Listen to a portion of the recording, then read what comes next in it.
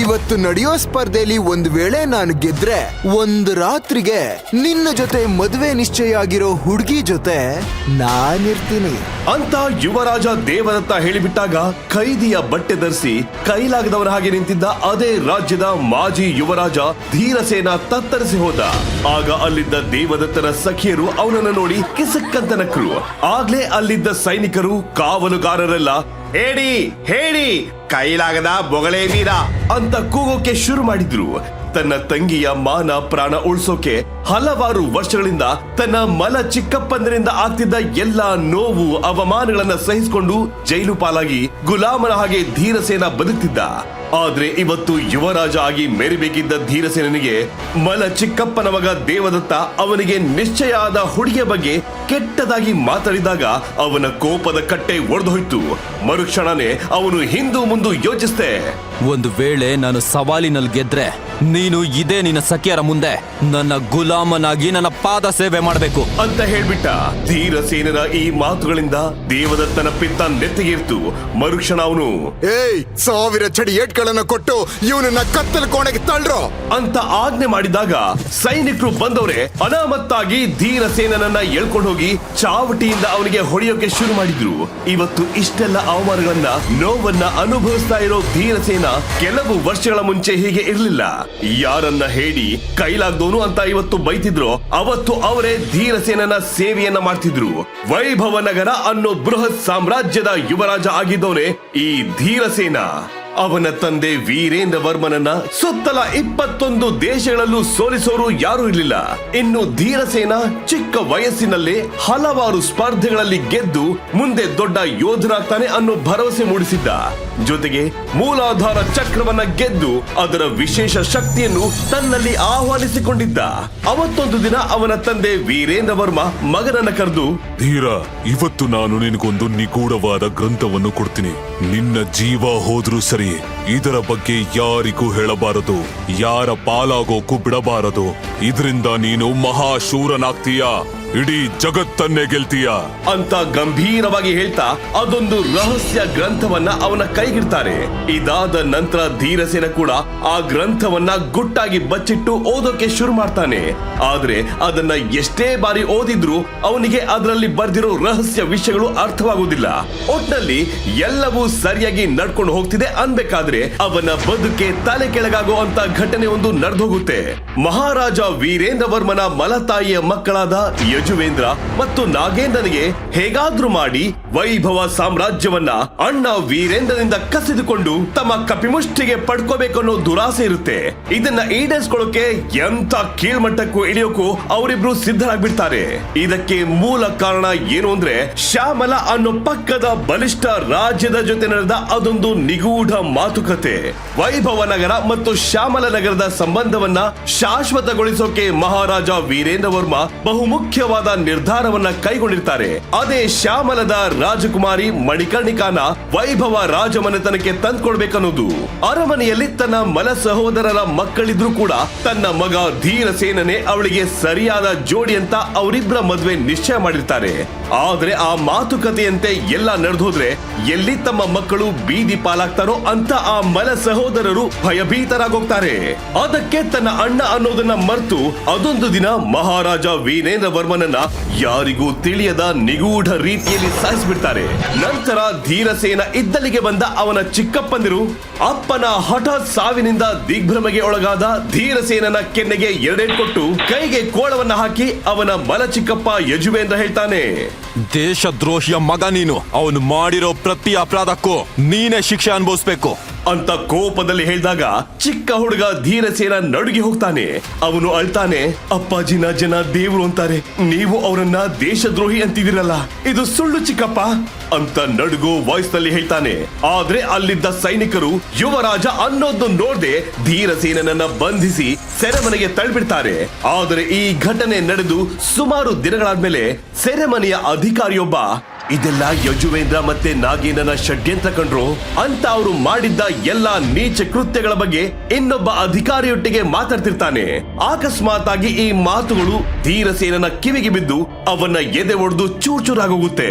ಅದೇ ಸಮಯಕ್ಕೆ ಅಲ್ಲಿಗೆ ಬಂದ ಮಲಚಿಕ್ಕಪ್ಪ ನಾಗೇಂದ್ರನನ್ನ ಧೀರಸೇನ ಇದರ ಬಗ್ಗೆ ಪ್ರಶ್ನೆ ಮಾಡಿ ಕೋಪಗೊಳ್ಳುತ್ತಾನೆ. ಆಗ ನಾಗೇಂದ್ರ, ಏಯ್, ವಯಸ್ಸಿಗೆ ಬಂದಿರೋ ಸುರಸುಂದರಿ, ನಿನ್ನ ತಂಗಿ ದೇವಸೇನ ಸಪ್ತಸಿಂಧು ಆಶ್ರಮದಲ್ಲಿ ಓದ್ತಾ ಇದ್ರು. ನಮ್ಮವರ ವಶದಲ್ಲೇ ಇದ್ದಾಳೆ. ಅವಳ ಮಾನ ಪ್ರಾಣ ಉಳಿಬೇಕು ಅನ್ನೋ ಆಸೆ ನಿನಗಿದ್ರೆ ಬಾಯಿ ಮುಚ್ಕೊಂಡು ಕಾರಾಗೃಹದಲ್ಲಿ ಬಿದ್ದಿರ್ಬೇಕು ಅಂತ ನಾಗೇಂದ್ರ ಹೇಳ್ಬಿಟ್ಟಾಗ ಧೀರಸೇನನಿಗೆ ಉಸಿರೇ ನಿಂತು ಹೋದಂಗಾಗುತ್ತೆ. ಬಲಿಷ್ಠ ರಾಕ್ಷಸರ ಹಾಗಿರೋ ನನ್ನ ಮಲ ಚಿಕ್ಕಪ್ಪಂದಿರನ್ನ ಎದುರಿಸೋ ಶಕ್ತಿ ನನ್ನಲ್ಲಿಲ್ಲ. ನಾನಿವರ ಮಾತನ್ನ ಕೇಳಿಲ್ಲ ಅಂದ್ರೆ ನನ್ನ ತಂಗಿಗೆ ಅಪಾಯನೇ ಅಂತ ಅನ್ಸಿ ಧೀರಸೇನ ತನ್ನ ಕೋಪವನ್ನ ಸಹಿಸಿಕೊಂಡು ಸುಮ್ಮನಾಗ್ತಾನೆ. ಇತ್ತ ಸೆರೆಮನಿಯಲ್ಲಿ ಧೀರಸೇನನನ್ನ ಸಾಮಾನ್ಯ ಖೈದಿಗಳಿಗಿಂತ ತೀರಾ ತುಚ್ಛವಾಗಿ ಅವನನ್ನ ನಡೆಸ್ಕೊಳ್ತಿರ್ತಾರೆ. ಬೇರೆ ಖೈದಿಗಳಿಗೆ 3 ಹೊತ್ತು ಊಟ ಹಾಕಿದ್ರೆ ಧೀರಸೇನನ್ಗೆ ಮಾತ್ರ ಕೇವಲ 1 ಹೊತ್ತು ಗಂಜಿಯ ಊಟವನ್ನ ಮಾತ್ರ ಕೊಡ್ತಿರ್ತಾರೆ. ಕಲ್ಲು ಬೀಸೋದ್ರಿಂದ ಹಿಡಿದು ಶೌಚಾಲಯವನ್ನ ಸ್ವಚ್ಛ ಮಾಡಿಸೋದು, ಇತರ ಖೈದಿಗಳ ಬಟ್ಟೆ ಒಗೆಯೋದು ಮತ್ತೆ ಜೈಲು ಅಧಿಕಾರಿಗಳ ಕಾಲು ಕೈ ಒತ್ತೋ ಸೇವೆಗಳವರೆಗೂ ಮಾಡಿಸ್ತಿರ್ತಾರೆ. ಆದ್ರೆ ಇದೆಲ್ಲದರಿಂದ ಎಷ್ಟೇ ಅವಮಾನ ಮತ್ತೆ ಕಷ್ಟಗಳಾದ್ರೂ ಧೀರಸೇನ ಸಹಿಸಿಕೊಂಡು ಇರ್ತಾನೆ. ಆದ್ರೆ ಅವನ ಮಲ ಚಿಕ್ಕಪ್ಪಂದಿರು ಧೀರಸೇನನನ್ನ ಇನ್ನಷ್ಟು ದುರ್ಬಲನನ್ನಾಗಿಸೋದಕ್ಕೆ ಅವನನ್ನ ಯುದ್ಧ ಖೈದಿಯಾಗಿ ನೇಮಕ ಮಾಡ್ತಾರೆ. ಅದರ ಪ್ರಕಾರ ಯುದ್ಧ ಶಸ್ತ್ರಾಭ್ಯಾಸ ಮಾಡ್ತಿರೋ ಸೈನಿಕರು ತಮ್ಮ ಶಕ್ತಿನ ಈ ಖೈದಿಗಳ ಮೇಲೆ ಪ್ರಯೋಗ ಮಾಡ್ತಿರ್ತಾರೆ. ಆದ್ರೆ ಸೈನಿಕರು ಎಷ್ಟೇ ಹೊಡೆದ್ರು ಈ ಖೈದಿಗಳು ಮಾತ್ರ ಪ್ರತಿದಾಳಿ ಮಾಡೋ ಹಾಗಿರ್ಲಿಲ್ಲ. ಕೊನೆಗೆ ಇದರಿಂದ ಎಷ್ಟೇ ಗಾಯವಾದ್ರೂ ಚಿಕಿತ್ಸೆ ಸಹ ಸರಿಯಾಗಿ ಕೊಡ್ತಿರ್ಲಿಲ್ಲ. ಇತ್ತ ಧೀರಸೇನ ಈ ಎಲ್ಲಾ ಹಿಂಸೆಗಳನ್ನ ಅನುಭವಿಸ್ತಾ 3 ವರ್ಷಗಳೇ ಕಳೆದೋಗುತ್ತೆ. ವೈಭವ ನಗರದ ಸುರಸುಂದರ ಯುವರಾಜ ಧೀರಸೇನ ಈಗ ಬಡಕಲು ಶರೀರದ ಅಲೆಮಾರಿಯ ಹಾಗೆ ಆಗೋಗ್ಬಿಡ್ತಾನೆ. ಈ 3 ವರ್ಷದಲ್ಲಿ ಅವನ ಚಿಕ್ಕಪ್ಪನ ಮಕ್ಕಳು ದೇವದತ್ತ ಮತ್ತು ರಾಜದತ್ತ ಅನೇಕ ವಿದ್ಯೆಗಳನ್ನು ಕಲಿತು ಸ್ವಾದಿಷ್ಟಾನ ಚಕ್ರವನ್ನ ಆಹ್ವಾನಿಸಿಕೊಂಡು ತುಂಬಾ ಶಕ್ತಿವಂತರಾಗೋಗಿರ್ತಾರೆ. ಅತ್ತ ಅರಮನೆಯಲ್ಲಿ ಮಲ ಚಿಕ್ಕಪ್ಪಂದಿರು ಮೋಸದಿಂದ ಪಡೆದ ಅಧಿಕಾರದ ಮತ್ತಿನಲ್ಲಿ ರಾಜ್ಯ ಆಳ್ತಿರ್ತಾರೆ. ಆದ್ರೆ ಅವರ ಮಕ್ಕಳಾದ ದೇವದತ್ತ ಮತ್ತು ರಾಜದತ್ತರು ಧೀರಸೇನನಿಗೆ ನಿಶ್ಚಯ ಆಗಿರೋ ಮಣಿಕರ್ಣಿಕಾನ ತನ್ನೋಳನ್ನಾಗಿಸ್ಬೇಕಂತ ಅವಕಾಶ ಅವರಿಬ್ಬರಿಗೂ ಸಿಕ್ಕ ಹಾಗೆಲ್ಲ ಧೀರಸೇನನಿಗೆ ಚಿತ್ತ ಹಿಂಸೆ ಕೊಟ್ಟು ಅವಮಾನ ಮಾಡ್ತಿರ್ತಾರೆ. ಆದ್ರೆ ಎಷ್ಟೇ ಹಿಂಸೆ ಕೊಟ್ಟರು ಕುಗ್ಗದೆ ಮುನ್ನುಗ್ಗುತ್ತಿರೋ ಧೀರಸೇನನನ್ನು ನೋಡಿ ಹೊಟ್ಟೆ ಕಿಚ್ಚು ಆಗ್ತಿರುತ್ತೆ. ಹೀಗೆ ಆದರೆ ಮುಂದೊಂದು ದಿನ ಮಣಿಕರ್ಣಿಕಾ ನಮಗೆ ಸಿಗೋದಿಲ್ಲ ಅಂತ ಭಾವಿಸಿ ದೊಡ್ಡ ಮಟ್ಟದಲ್ಲಿ ಅವನಿಗೆ ಅವಮಾನ ಮಾಡಬೇಕಂತ ತೀರ್ಮಾನಿಸ್ತಾರೆ. ಒಮ್ಮೆ ಯುದ್ಧ ಸೈನಿಕರ ತರಬೇತಿ ನಡೆಯುವಾಗ ದೇವದತ್ತ ಮತ್ತು ರಾಜದತ್ತ ವಿಕಾರವಾಗಿ ನಗ್ತಾ ತಮ್ಮ ದಾಸಿಯರ ಜೊತೆಗೆ ರಥದಲ್ಲಿ ಕುಳಿತು ಅಲ್ಲಿಗೆ ಬರ್ತಾರೆ. ಸೈನಿಕರೆಲ್ಲ ಯುವರಾಜರಿಗೆ ಜೈಕಾರ ಕೂಗ್ತಿದ್ರೆ ಧೀರಸೇನ ಮಾತ್ರ ಕೋಪದಲ್ಲಿ ಅವರನ್ನೇ ನೋಡ್ತಾ ನಿಂತ್ಕೋತಾನೆ. ಆಗ ದೇವದತ್ತ, ಏಯ್ ಧೀರ ಅಲ್ಲಲ್ಲ ಅಧೀರ, ಇವತ್ತಿನ ತರಬೇತಿ ತುಂಬಾ ಕುತೂಹಲವಾಗಿರುತ್ತೆ. ಇವತ್ತು ನೀನು ನಾನು ಕಳಿಸೋ ವಿಶೇಷ ವ್ಯಕ್ತಿ ಕೊಡೋ ಏಟಿಂದ ತಪ್ಪಿಸ್ಕೋಬೇಕು. ಆಟ ಶುರು ಮಾಡೋಣವಾ ಅಂತ ವ್ಯಂಗ್ಯವಾಗಿ ಹೇಳಿ ನಗ್ತಾನೆ. ಅವನ ಮಾತುಗಳನ್ನ ಕೇಳಿದ ಧೀರಸೇನ ಗೊಂದಲಕ್ಕೊಳಗಾಗ್ತಾನೆ. ನಂತರ ದೇವದತ್ತ ಮತ್ತು ರಾಜದತ್ತ ತನ್ನ ದಾಸಿಗೆ, ಹೋಗೋ ಆ ಗುಲಾಮನಿಗೆ ಸರಿಯಾಗಿ ಪಾಠ ಕಲಿಸು ಅಂತ ಹೇಳಿ ಮೈದಾನಕ್ಕೆ ಕಳಿಸಿ ಬಿಡ್ತಾನೆ. ಇದನ್ನ ನೋಡಿದ ಅಲ್ಲಿದ್ದವರೆಲ್ಲ ನಗುತ್ತಾ ತಮ್ಮಲ್ಲೇ ಮಾತಾಡ್ಕೊಳಕ್ಕೆ ಶುರು ಮಾಡ್ತಾರೆ. ಇತ್ತ ಆ ದಾಸಿ ವಯಾರದಿಂದ ನಗ್ತಾ ಕೈಯಲ್ಲಿ ಖಡ್ಗ ಹಿಡಿದು ಧೀರಸೇನನ ಮೇಲೆ ದೇವದತ್ತ ಮತ್ತು ರಾಜದತ್ತ ಹೇಳ್ಕೊಟ್ಟಿರೋ ಎಲ್ಲ ಪಟ್ಟುಗಳನ್ನ ಪ್ರಯೋಗಿಸೋಕೆ ಶುರು ಮಾಡ್ತಾಳೆ. ತರಬೇತಿಯ ನಿಯಮದ ಪ್ರಕಾರ ಯಾರು ಎಷ್ಟೇ ಹೊಡೆದರೂ ಪ್ರತಿ ದಾಳಿ ಮಾಡೋ ಹಾಗೆ ಇರೋದಿಲ್ಲ. ಹಾಗಾಗಿ ಧೀರಸೇನ ಒಂದು ಹೆಣ್ಣಿಂದ ಹೀನಮಾನವಾಗಿ ಹೊಡೆಸ್ಕೊಂಡ್ ಬಿಡ್ತಾನೆ. ಇತ್ತ ದಾಸಿಯ ಪ್ರತಿ ಏಟಿಗೂ ದೇವದತ್ತ ಮತ್ತು ರಾಜದತ್ತ ಸಂಭ್ರಮಿಸುತ್ತಿದ್ದಾರೆ. ನೋಡ್ತಿದ್ದ ಹಾಗೆ ಆ ದಾಸಿ ಧೀರಸೇನನ ಮುಖಕ್ಕೆ ತನ್ನ ಕಾಲಿನಿಂದ ಒಂದು ಬೀಳಿಸ್ಬಿಟ್ಟಾಗ ನೆಲದ ಮೇಲೆ ಬಿದ್ದಿರೋ ಧೀರಸೇನನ ಮುಖವನ್ನ ತನ್ನ ಕಾಲಿನಿಂದ ಒದ್ದ ದೇವದತ್ತ, ಒಂದು ಹೆಂಗ್ಸಿಂದ ಪೆಟ್ಟು ತಿನ್ನೋ ನೀನು ಮಹಾರಾಜ ಬೇರೆ ಆಗ್ಬೇಕಿತ್ತೇನೋ? ಎಷ್ಟೇ ಆದ್ರೂ ಹೇಳಿ ಹೊಟ್ಟೆಲಿ ಹುಟ್ಟಿದ ಕುನ್ನಿ ಅಲ್ವಾ ನೀನು? ನಿನ್ನಲ್ಲಿ ನಿಜವಾದ ಪೌರುಷ ಎಲ್ಲಿರೋಕ್ ಸಾಧ್ಯ? ಅಂತ ದೇವದತ್ತ ಹೇಳ್ಬಿಟ್ಟಾಗ ಎಲ್ಲರೂ ಗೊಳ್ಳಂತ ನಗ್ತಾರೆ. ಆಗ ಅಲ್ಲೇ ಇದ್ದ ಕಾವಲುಗಾರನೊಬ್ಬ ಜೋರಾಗಿ, ಇಂಥ ಹೇಳಿನ ನಾವ್ ಯುವರಾಜ ಆಗ್ಬೇಕು ಅಂತ ಆಸೆ ಪಟ್ಟಿದ್ದು ಥೋ ಕೈಲಾಗದ್ ಹೇಳಿ. ಲೋ ದೇಶದ್ರೋಹಿಯ ಮಗನೇ, ಹೋಗಿ ಸೀರೆ ಬಳೆ ತೊಟ್ಕೊಳ್ಳು, ಅಷ್ಟಕ್ಕೆ ಲಾಯಕ್ ನೀನು. ದೇಶದ್ರೋಹಿ ಅಂತ ತಂದೆಯ ಬಗ್ಗೆ ಕೆಟ್ಟದಾಗಿ ಮಾತಾಡಿದ್ದನ್ನ ಧೀರಸೇನನಿಗೆ ತಡೆಯೋಕ್ಕಾಗ್ಲಿಲ್ಲ. ಅವನು ಕಷ್ಟಪಟ್ಟು ಎದ್ದು ನಿಲ್ತಾನೆ. ಅವನ ಕಣ್ಣಲ್ಲಿ ಆಕ್ರೋಶ ಉಕ್ಕಿ ಹರಿತಿರುತ್ತೆ. ತನ್ನ ಹಲ್ಲನ್ನ ಕಡಿತಾ ಅಲ್ಲೇ ನೆಲದ ಮೇಲೆ ಬಿದ್ದಿದ್ದ ಕತ್ತಿಯೊಂದನ್ನು ತೆಗೆದು, ನನ್ನ ಅಪ್ಪನ ಬಗ್ಗೆನೇ ಕೆಟ್ಟದಾಗ ಮಾತಾಡ್ತೀರೇನ್ರೋ? ಇವತ್ ನಿಮ್ಮನ್ನ ಖಂಡಿತ ಉಳಿಸಲ್ಲ ಅಂತ ಕಿರಿಸ್ತಾ ದೇವದತ್ತ ಮತ್ತೆ ರಾಜದತ್ತನನ್ನ ಅಲ್ಲೇ ಇದ್ದ ಖಡ್ಗದ ಮೂಲಕ ಚುಚ್ಚೋಕೆ ಓಡ್ಕೊಂಡು ಹೋಗ್ತಾನೆ. ಅಯ್ಯೋ ಇದೇನಾಗ್ತಿದೆ ಅಂತ ಎಲ್ಲ ಯೋಚಿಸೋಷ್ಟರಲ್ಲಿ ಧೀರಸೇನನಿಗಿಂತ 10 ಪಟ್ಟು ಶಕ್ತಿಶಾಲಿಯಾಗಿದ್ದ ದೇವದತ್ತ ಒಂದೇ ಏಟಿಗೆ ಧೀರಸೇನನನ್ನ 10 ಅಡಿ ದೂರ ಹೋಗಿ ಬೀಳೋ ಹಾಗೆ ಒದ್ಬಿಡ್ತಾನೆ. ಆಗ ಅಲ್ಲೇ ಇದ್ದ ರಾಜದತ್ತ ಅವನನ್ನ ಅಣಕಿಸ್ತಾ, ಓಹೋ, ನಿಂಗೆ ನಿನ್ನ ಪೌರುಷತ್ವದ ಮೇಲೆ ಭಾರಿ ಸೊಕ್ಕಿದೆ ಅಲ್ವಾ? ಹಾಗಾದ್ರೆ ಈಗ ನಾನ್ ಕೊಡೋ ಸ್ಪರ್ಧೆಯಲ್ಲಿ ನೀನು ಗೆಲ್ಬೇಕು. ಒಂದು ವೇಳೆ ನೀನು ಸೋತ್ರೆ ಒಂದು ರಾತ್ರಿಗೆ ನಿನ್ನ ಜೊತೆ ಮದುವೆ ನಿಶ್ಚಯ ಆಗಿರೋ ಹುಡುಗಿ ಜೊತೆ ನಾನಿರ್ತೀನಿ ಅಂತ ಹೇಳ್ಬಿಟ್ಟಾಗ ಧೀರಸೇನನ ಕಾಲ ಕೆಳಗಿನ ನೆಲವೇ ಕುಸಿದು ಹೋದಂಗಾಗುತ್ತೆ. ಮರುಕ್ಷಣವೇ ದೇವದತ್ತ ತನ್ನ ಮಂತ್ರಿಯನ್ನ ಕರೆದು, ನಾಳೆ ಧೀರಸೇನನಿಗೆ ಸಾವಿನ ಸ್ಪರ್ಧೆಯನ್ನ ಕೊಡ್ಬೇಕು ಅಂತ ಹೇಳ್ಬಿಟ್ಟಾಗ ಇಡೀ ಮೈದಾನವೇ ಕಂಪಿಸಿ ಹೋಗುತ್ತೆ. ಏನು ಸಾವಿನ ಸ್ಪರ್ಧೆನಾ? ಅದು ಸ್ಪರ್ಧೆ ಅಲ್ಲ, ಅದು ಗಲ್ಲು ಶಿಕ್ಷಕ ಸಮ. ಅದನ್ನ ಗೆದ್ದು ಬಂದವನು ಇತಿಹಾಸದಲ್ಲೇ ಯಾರೂ ಇಲ್ಲ ಅಂತ ಜನ ತಮ್ಮಲ್ಲೇ ಮಾತಾಡ್ಕೊಳ್ಳೋಕೆ ಶುರು ಮಾಡ್ತಾರೆ. ಇತ್ತ ಆ ಮಾತನ್ನ ಕೇಳಿದ ಧೀರಸೇನ ಸವಾಲನ್ನ ಸ್ವೀಕರಿಸಿ, ನಾನ್ ಏನಾದ್ರೂ ಸವಾಲ್ನಲ್ಲಿ ಗೆದ್ರೆ ನಿನ್ನ ದಾಸಿಯರ ಮುಂದೆ ನೀನ್ ನನ್ನ ಪಾದ ಸೇವೆ ಮಾಡ್ಬೇಕು ಅಂತ ಗಂಭೀರವಾಗಿ ಹೇಳ್ಬಿಡ್ತಾನೆ. ಅದಕ್ಕೆ ರಾಜದತ್ತ, ಭಲೆ ಭಲೆ, ಹೇಳಿ ಆಗಿದ್ರೂನು ಚೆನ್ನಾಗಿ ಮಾತಾಡ್ತೀಯ ಅಂತ ಹೇಳಿ ತನ್ನ ಸೈನಿಕರಿಗೆ ಸನ್ನೆ ಮಾಡ್ತಾನೆ. ಮರುಕ್ಷಣನೇ ಸೇವಕರು ಧೀರಸೇನನನ್ನ ಅನಾಮತ್ತಾಗಿ ಎಳ್ಕೊಂಡು ಹೋಗಿ 1000 ಚಡಿ ಏಟನ್ನ ಕೊಟ್ಟು ಧೀರಸೇನನನ್ನ ಕತ್ತಲ ಕೋಣೆಗೆ ಎಸೆದು ಬಿಡ್ತಾರೆ. ಧೀರಸೇನನ ಮೈಯೆಲ್ಲ ರಕ್ತ ಸಿಕ್ತವಾಗಿರುತ್ತೆ. ಅವನು ಕೆಮ್ಮಿದ್ರು ಬಾಯಿಂದ ರಕ್ತ ಆಚೆ ಬರ್ತಿರುತ್ತೆ. ಧೀರಸೇನ ನೋವಲ್ಲಿ ಕೋಪದಲ್ಲಿ ನನ್ನ ಸವಾಲನ್ನ ಸ್ವೀಕರಿಸಿದ್ದೆ. ಈ 3 ವರ್ಷ ನಾನು ಕಾರಾಗೃಹದಲ್ಲಿ ಇರುವಾಗ ಆ ದೇವದತ್ತ ಮತ್ತೆ ರಾಜದತ್ತ ತಮ್ಮ ಶಕ್ತಿಯನ್ನ ಹೆಚ್ಚಿಸಿಕೊಂಡಿದ್ದಾರೆ. ಅವರನ್ನ ಗೆಲ್ಲೋ ಶಕ್ತಿ ನನ್ನಲ್ಲಿಲ್ಲ. ಅಪ್ರತಿಮ ಶೂರರಾಗಿದ್ದ ವೀರೇಂದ್ರ ವರ್ಮನ ಮಗನಾಗಿ ಎಂತ ಬಾಳ್ತಿದ್ದೀನಿ.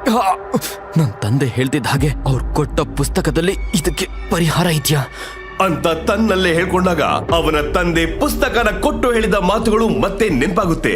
ಆಮೇಲೆ ನಿಧಾನಕ್ಕೆ ತೆವಳ್ಕೊಂಡು ಹೋಗಿ ಆ ಕತ್ತಲ ಕೋಣೆಯಲ್ಲಿ ಇಷ್ಟು ವರ್ಷ ಅವನು ನಿಗೂಢವಾಗಿ ಕಾಪಾಡ್ಕೊಂಡು ಬಂದಿದ್ದ ಆ ಪುಸ್ತಕನ ಆಚೆ ತೆಗೆದು ಅದನ್ನ ಮತ್ತೆ ಓದೋದಕ್ಕೆ ಶುರು ಮಾಡ್ತಾನೆ. ಎಷ್ಟೇ ಓದಿದರೂ ಏನು ಅರ್ಥ ಆಗದೆ ಇದ್ದಾಗ, ಅಪ್ಪ, ಈ ಪುಸ್ತಕದಿಂದ ನಾನು ಮಹಾನ್ ಶೂರನಾಗ್ತೀನಿ, ಇಡೀ ಜಗತ್ತನ್ನೇ ಗೆಲ್ತೀನಿ ಅಂತ ಯಾಕಪ್ಪ ಸುಳ್ಳು ಹೇಳಿದ್ರಿ? ನನ್ನಂತ ಹೇಳಿ ಇನ್ನು ಬದುಕಿದ್ದು ಏನು ಉಪಯೋಗ ಇಲ್ಲ. ನಂಗೆ ಪುಸ್ತಕನೂ ಬೇಡ, ಈ ಬದುಕು ಬೇಡ ಅಂತ ಹೇಳ್ಕೊಂಡು ಧೀರಸೇನ ಆ ಪುಸ್ತಕವನ್ನ ಹರಿದು ಚೂರ್ ಮಾಡಿ ಬಿಸಾಕ್ಬಿಡ್ತಾನೆ. ಆದ್ರೆ ಆ ಕ್ಷಣನೇ ಧೀರಸೇನನ ಜೀವನದಲ್ಲಿ ಅವನು ಯಾವತ್ತೂ ನಿರೀಕ್ಷೆ ಮಾಡದೇ ಇರೋ ಒಂದು ನಿಗೂಢ ಘಟನೆ ನಡೆದು ಹೋಗುತ್ತೆ. ಹರಿದು ಚೂರಾದ ಪುಸ್ತಕದ ತುಂಡುಗಳು ತಾನಾಗೆ ಮತ್ತೆ ಜೋಡಿಸ್ಕೊಳ್ಳೋಕೆ ಶುರುವಾಗುತ್ತೆ. ನೀಲಿ ಆಕಾಶ ಕೆಂಪು ಬಣ್ಣಕ್ಕೆ ಬದಲಾಗಿ ಇಡೀ ವಾತಾವರಣ ಭಯಂಕರವಾಗೋಗುತ್ತೆ. ಜೋರಾದ ಬಿರುಗಾಳಿ ಬೀಸೋಕೆ ಶುರುವಾಗಿ ಪ್ರಾಣಿ ಪಕ್ಷಿಗಳೆಲ್ಲ ಜೋರಾಗಿ ಕಿರ್ಚ್ಕೊಳ್ಳೋಕೆ ಶುರು ಮಾಡುತ್ತೆ. ನೋಡ್ತಾನೆ ಆ ಪುಸ್ತಕದಿಂದ ಗಾಢವಾದ ಬೆಳಕಿನ ಪ್ರಭೆ ಎದ್ದು ಕತ್ತಲ ಕೋಣೆಯನ್ನ ಹಬ್ಬಿಬಿಡುತ್ತೆ. ಧೀರಸೇನ ಭಯದಲ್ಲಿ ಇದೇನಾಗ್ತಿದೆ ಅಂತ ಕಣ್ಬಿಟ್ಟು ಸುತ್ತ ನೋಡ್ತಿದ್ದಾಗ್ಲೇ ಆ ಬೆಳಕಿಂದ ಒಬ್ಬ ವಯಸ್ಸಾದ ವ್ಯಕ್ತಿ ಪ್ರತ್ಯಕ್ಷನಾಗೋಗ್ತಾನೆ.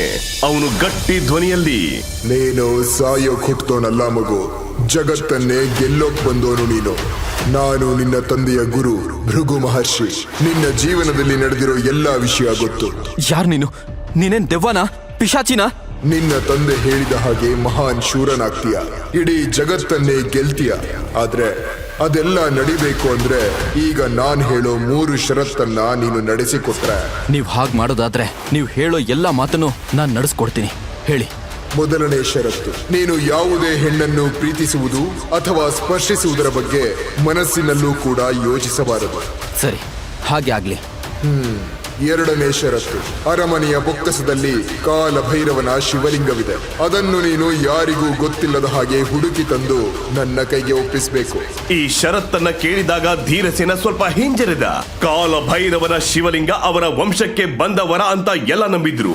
ಆದ್ರೆ ತನ್ನ ತಂದೆಯ ಗುರು ಭೃಗು ಮಹರ್ಷಿಗಳು ಅದನ್ನೇ ಕೇಳುತ್ತಿದ್ದಾಗ ಏನ್ ಮಾಡೋದಂತ ಅವನಿಗೂ ಕ್ಷಣ ಕಾಲ ತಿಳಿತಿಲ್ಲ. ಆದ್ರೂ ತನ್ನ ಪ್ರತೀಕಾರಕ್ಕಿಂತ ಹೆಚ್ಚಿನದ್ದು ಯಾವುದೂ ಇಲ್ಲ ಅಂತ ನಿರ್ಧರಿಸಿ, ಆಯ್ತು, ಹಾಗೆ ಮಾಡ್ತೀನಿ. ನಿಮ್ಮ ಮೂರನೇ ಷರತ್ತೇನು ಹೇಳಿ.